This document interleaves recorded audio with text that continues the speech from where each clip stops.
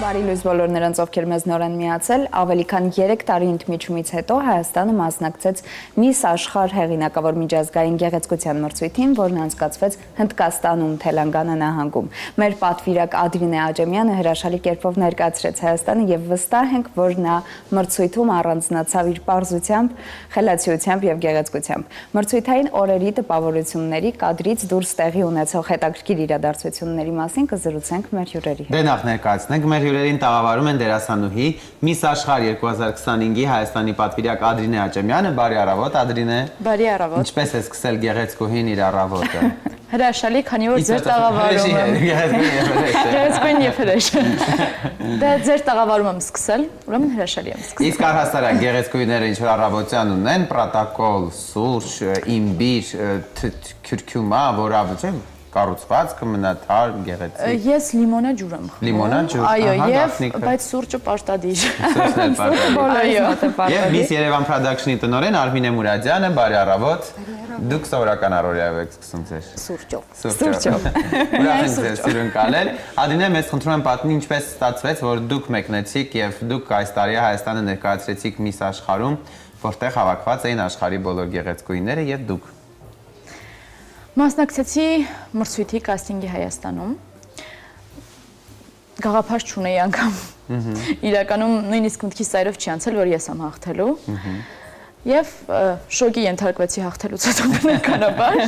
հասկանալով պատասխանատվության։ Իսկ ինչու դուք չեք մտածում, որ դուք չեք հաղթելու, որտեղ ավելի գեղեցկուհիներ կային, թե դուք ինքնավստահություն ամեն դեպքում այդ պահին չունեիք։ Չէ, ինքնավստահության հարցը չի իրականում, ես կարծում եմ յուրաքանչյուր մարդու կյանքում ինչ կատարվում է, դա ճակատագիր է։ Եվ չի մտածի, որ ճակատագիրը ինձ համար պատրաստել է հենց այսպիսի մի մեծ նվեր, որ հենց ես պետք է գնամ։ Դա էր միայն խնդիրը, այսինքն ինքնավստահության կամ ավելի շատ գեղեցիկ կամ քիչ գեղեցիկի խնդիրը չէ։ Բայց կա այդ մրցակցությունը գեղեցկուհիների միջև։ Մենք միշտ սիրում պատմություններ ենք լսում, որ բոլորը իրար շատ սիրում են։ Մրցակցությունը միշտ է լինում իհարկե, ուղղակի դժվար է ընտրել այն մասնակցին, որը պատվով կարող է հատկապես միջազգային նման հեղինակավոր մրցույթներում ներկայացնելու, թե հոգեբանորեն պատրաստված լինի եւ կարողանա այդ երկար ժամանակահատվածում 24 օր է տևել մրցույթի ողջ ընթացքը, կարողանալ լիարժեք հաղթահարել բոլոր դժվարությունները, բնականաբար շատ բարդ նախագիծ է իրականում աշխարհի ես կնշեի, որ ամենաբարդ նախագծերից մեկն է, մրցույթներից մեկն է, որտեղ բազմաթիվ հանդիպումներ, ինտերվյուներ են անցնում աղջիկները բարեգործական ծրագրերի, տաղանդի փուլերի են մասնակցում, համենայն դեպս փորձել են Ադրինեին ներառել գրեթե բոլոր նման միջոցառումներում եւ կարծում եմ առաջինը Հայաստանը ճիշտ ներկայացնելու, ճիշտ պատվիրակ ներկայացնելու խնդիրն է, որ ամեն առումով մրցունակ լինի եւ ոչ թե միայն կարեւոր է այստեղ հաղթելը նման հեղինակավոր միջազգային մրցույթում, այլ միայն հենց երկրի անունը հնչեցնել, դրոշը բարձրացնել եւ լավ տպավորություն ամենակարևորը թողնել հետագա արդեն լավ պատրաստված լինելու, ավելի լավ ներկայանալու համար, իսկ այնտեղ ինքը մշակութային մեծ փառատոն է նաեւ եւ բարեգործական մեծ ծրագիր է իրենից ներկայացնում առհասարակ։ Մենք վստահ ենք, որ Ադրինեն այդ ձեր բոլոր թվարկած կետերը շատ բարձր մակարդակով պահել է։ Ես կուզեմ խոսենք քո էմոցիոնալ դաշտի մասին, երբ որ լսեցիր, որ դու ես հաղթել եւ դու ես ներկայացնելու Հայաստանը, քո էմոցիաների մասին մի քիչ պատմիր։ Իրականում բոլորը կարծում են, որ հենց սկզբից դու երջանկանում ես, ուրախանում ես, բայց իմ պարագայում առաջին հերթին վախն էր, որովհետև պատասխանատվությունը շատ մեծ էր։ Բացի դա ես աշխատում եմ քիչ բացակայեմ Հայաստանից, քիչ օրերով եմ, այսինքն եթե գնում եմ Հայաստանից, շատ քիչ ժամանակահատվածով եմ լքում Հայաստանը ու 25 օրը ինձ համար դա ամենամեծ խնդիրն էր, որ ես 25 օր պետք է լինեմ Հնդկաստանում, Հայաստանից, ընտանիքից հեռու։ Չեմ կերել կծուտելիքներ։ Երևի գեղեցկուհիների համար կծուտ մեջը չեն լցրել, դե հաշվառները փառատոնը ճաշացանքը կարող է լինել ուրիշ։ Մեզ ասեք, խնդրում եմ, ով է 21-րդ դարի գեղեցիկ աղջիկը, ինչ նորմեր են փոխվել գեղեցկության մրցույթներում Արդյոք պլաստիկ վիրահատությունները դրանց շարքերում են, ինչպես է այդ կանոնները մշակվում հիմա։ Դե վաղուց արդեն պլաստիկ վիրահատությունները խնդիր չեն նմանատիպ նախագծերում, չափանիշները բացարձակ փոխվել են աշխարհում, հատկապես նման, որտեղ ասելիքն է այստեղ արտաքինի, նույնիսկ հասակը ես կասեի կապ չունի, Հիմա չէ, Ադին համաձայն շատ են իջացրել այդ կրիտերիաները։ Առաջ արմունկից մինչև թաթի ծայրը ձգվող հատվածը պիտի հավասար լիներ ուսից մինչև պարանոց ընկած նշված է 168 եւ ավելի 170 եւ ավելի, բայց կան մրցույթներ։ Ես այսինքն տարբերակ չունեմ երբևիցե մասնակցելու գեղեցկության։ Ոչ լիլիթ, ես ասեմ կային մասնակիցներ ավելի ցածր ասել։ Այստեղ կարևորը նման նախագծերում ուղղակի ասելիքն է կարևոր, ոչ թե արտաքինը։ Հիմնականում դրա վրա է շեշտը դրված, այսինքն ասելիքը, բարեգործություն, այսինքն ինչքանով է պատրաստ իր մեսիջը ճիշտ հասցնելու մասնակիցը եւ արտաքին կրիտերիաները, հա, այդ հասակ եւ այլն, իսկապես դա երկրորդական, երրորդական պլանում։ Ինչ է փոխվել գեղեցկության մրցույթների տրամաբանության մեջ։ Առաջ ես հիշում եմ ամենեքում հեռուստատեսության prime time-ով էին հեռարձակում այդ շոուները, բոլորը նստում նայում էին, տեսակ գեղեցկույն, ուրիշ տպավորություններ։